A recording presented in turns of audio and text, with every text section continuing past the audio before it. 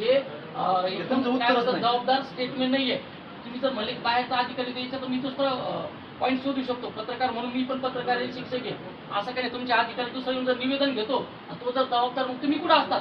तुम्ही नाही, तिथं नाही, मॅडम नाही, त्यात काही नाही, त्या काही नाही, अधिकार नाही, समोरचे तर तुम्ही गोत्यात येतच आहे. मला त्या गोष्टी करायच्या नाही.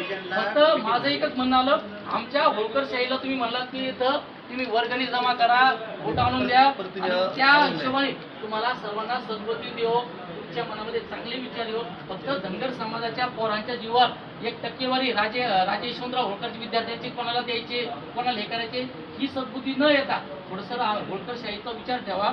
आणि त्या अनुषंगाने आम्ही तो भंडारा उधळत आहोत. तुम्हाला आम्ही आदरपूर्वक, कसल्याही प्रकारचा आमचा दोष नाहीये. आम्ही आदरणीय साहेबांना, सानप साहेब आपणच ना, सानप साहेब आणि आदरणीय साहेब, तुम्हाला आमचा याबाबत कसलेही तुम्हाला हे नाही. फक्त तुम्हाला सद्बुद्धी येऊ यासाठी हा पवित्र भंडारा, हा जेजुरीचा पवित्र भंडारा तुमच्या मातीला होत आहोत.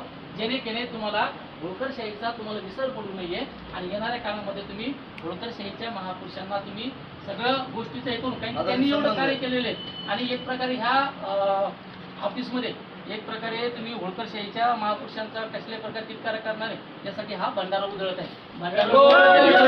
जय मल्हार. आणि फक्त जो कोणी कर्मचारी असेल त्याला थोडंसं समज द्यायचं आहे. ठीक आहे, ही प्रतिमा स्वीकारा. आणि इथं गावासाठी हात लावा सगळे.